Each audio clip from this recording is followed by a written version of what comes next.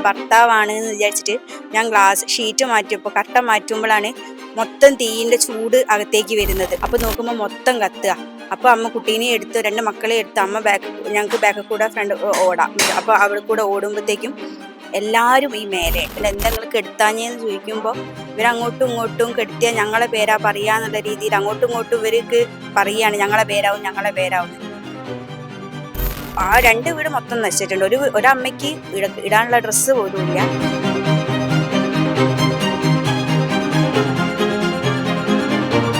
നമസ്കാരം. കഴിഞ്ഞ ദിവസം കോഴിക്കോട് മാങ്കാവ് മൂരിയാട് പാലത്തിന് സമീപം വീടുകൾ കത്തി നശിച്ച സംഭവത്തിൽ അടിമുടി ദുരൂഹതയാണ്. കഴിഞ്ഞ ദിവസം പുലർച്ചെ 1 മണിക്കും 2 മണിക്കും ഇടയിലാണ് തീപിടുത്തം ഉണ്ടാവുന്നത്. 2 വീടുകൾ പൂർണ്ണമായും കത്തി നശിച്ച നിലയിലാണ്. ഇതോടുകൂടി 6 കുടുംബങ്ങളാണ് തലചായ്ക്കാൻ ഒരിടമില്ലാതെ ബുദ്ധിമുട്ടുന്നത്. സ്കൂട്ടറിൽ നിന്ന് തീ പടർന്നു പിടിച്ചു എന്നാണ് പോലീസ് അനുമാനിക്കുന്നത്. എന്നാൽ എപ്രകാരമാണ് വാഹനത്തിന് തീ പിടിച്ചതെന്നോ അതെങ്ങനെയാണ് സമീപത്തുണ്ടായിരുന്ന വീടുകളിലേക്ക് പടർന്നു പിടിച്ചതോ എന്നതിനോ കൃത്യമായ ഉത്തരം നൽകാൻ ഇനിയും പോലീസുകാർക്ക് സാധിച്ചിട്ടില്ല. ഉദ്ദേശം ലക്ഷക്കണക്കിന് രൂപയുടെ നാശനഷ്ടങ്ങളാണ് അനുമാനിക്കുന്നത്. ഇതോടുകൂടി 6ഓളം കുടുംബങ്ങളാണ് വഴിയാധാരമായിരിക്കുന്നത്. തീപിടുത്തം നടക്കുന്ന സമയത്ത് ചേച്ചി ഇവിടെ ഉണ്ടായിരുന്നില്ലേ? ഇത് എപ്പോഴാണ് സംഭവിക്കുന്നത്?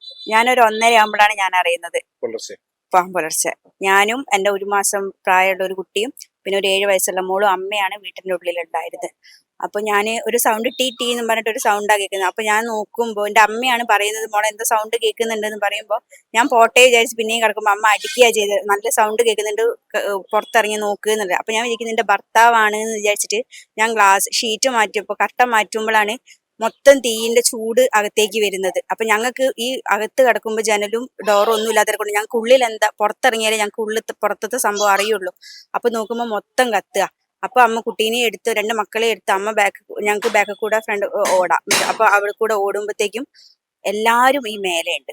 ഞങ്ങളെ ആരും വിളിക്കാനോ അതിനൊന്നും ശ്രമിച്ചിരുന്നു. എല്ലാവരും മേലെയുണ്ട്. നോക്കുമ്പോൾ ഞങ്ങൾ നോക്കുമ്പോൾ ഈ 2 വണ്ടിയും ഞങ്ങൾ AC-ന്റെ ഒരു വയറും മാത്രമേ കത്തിയിട്ടുള്ളൂ. പിന്നീടാണ് ഇത് മൊത്തം ഈ പലകയും കാര്യങ്ങളൊക്കെ ഉള്ളതിനെ കൊണ്ട് മൊത്തം കത്തുന്നത്. അപ്പൊ ഞങ്ങൾ എന്താ ചോദിക്കുമ്പോൾ ഇവര് പറഞ്ഞത് എന്താ പറയാ, കത്തി എന്നുള്ള രീതിയിൽ വണ്ടി കത്തിന്ന. അപ്പൊ ഫ്രണ്ടിലുള്ള ആൾക്കാരാ പറയുന്നത് വണ്ടി കത്തി. ഞാൻ ഹൗസ് ഓണറെ വിളിച്ച് ഹൗസ് ഓണർ എണീച്ചില്ല. അപ്പോൾ ഞങ്ങൾ ചോദിക്കുന്നുണ്ട് എന്തെങ്കിലും കെടുത്താഞ്ഞെന്ന് ചോദിക്കുമ്പോൾ ഇവരങ്ങോട്ടും ഇങ്ങോട്ടും കെടുത്തിയാൽ ഞങ്ങളെ പേരാ പറയാന്നുള്ള രീതിയിൽ അങ്ങോട്ടും ഇങ്ങോട്ടും ഇവർക്ക് പറയാണ് ഞങ്ങളെ പേരാവും. ഞങ്ങൾ അപ്പോഴും ചോദിക്കുന്നുണ്ട് എന്താ ആരും കെടുത്താഞ്ഞെന്ന് ചോദിക്കുമ്പോൾ ഫയർഫോഴ്സിനെ വിളിച്ചിട്ടുണ്ട് എന്നാണ് പറഞ്ഞത്. പക്ഷെ ഫയർഫോഴ്സ് വരാനും അരമണിക്കൂർ ലേറ്റ് ആയിട്ടുണ്ട്. അപ്പോഴത്തേക്കും മേലോട്ട് കത്താൻ തുടങ്ങിയിട്ടുണ്ട്.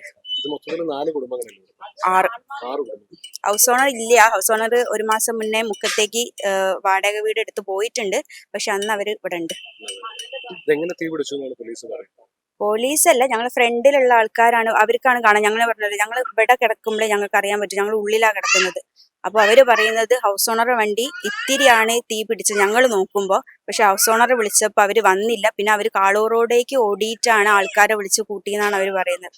പക്ഷെ ആരും എന്താ പറയാ വേറെ ഉള്ളവരെ വിളിക്കാനോ പക്ഷെ എന്ന് വെച്ചാൽ അവർക്ക് വരാനും പറ്റൂല, കാരണം ഇവിടെ ഗേറ്റ് അടച്ചിട്ടുണ്ട്. അപ്പൊ ഇവർക്കൊക്കെ വരണമെങ്കിൽ ഇവിടെ ഒരു സ്പേസ് വേണ്ട, അതൊന്നും ഇല്ല. പിന്നെ ബാക്ക് കൂടെ പൊഴിയാളോ അല്ലെ അപ്പുറത്ത് കൂടെ വരണം. എന്താ സംഭവിച്ചതെന്ന് അറിയില്ല. വണ്ടി കത്തിയെന്നാണ് മുന്നത്തെ ആൾക്കാർ പറയുന്നത്. സാധനങ്ങള് ആ 2 വീട് മൊത്തം നശിച്ചിട്ടുണ്ട്. ഒരമ്മയ്ക്ക് ഇടാനുള്ള ഡ്രസ്സ് പോലും ഇല്ല. ഞങ്ങൾക്ക് AC പിന്നെ വെള്ളത്തിന്റെ വെള്ളം വന്നതുകൊണ്ട് ഉള്ളിലത്തെ കുറച്ച് സാധനങ്ങളൊക്കെ പോയിട്ടുണ്ട്.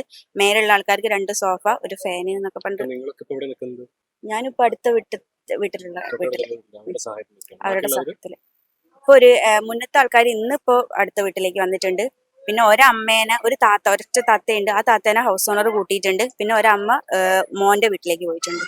കഴിഞ്ഞ ദിവസം പുലർച്ചെ 1 മണിക്കും 2 മണിക്കും ഇടയിലാണ് തീ പടർന്നത്. വീടിന്റെ ഉടമസ്ഥനായ മൊയ്തീൻ കോയ, സാധാരണ നിലയിൽ അദ്ദേഹം ഇവിടെ താമസിക്കുന്നയാളല്ല. അദ്ദേഹം ഈ വീടുകൾ പണയത്തിനായി ഇവിടെ നൽകി. അദ്ദേഹം മുക്കത്തൊരിടത്ത് വാടകയ്ക്ക് താമസിക്കുന്നയാളാണ്. പക്ഷെ കഴിഞ്ഞ ദിവസം അദ്ദേഹം ഇവിടെ ഉണ്ടായിരുന്നു. താഴെ നിർത്തിയിട്ടിരുന്ന അദ്ദേഹത്തിന്റെ വാഹനത്തിനാണ് ഏറ്റവും ആദ്യം തീ പിടിക്കുന്നത്. തുടർന്ന് അത് സമീപത്തുണ്ടായിരുന്ന വീടുകളിലേക്ക് പടർന്നു പിടിക്കുകയായിരുന്നു.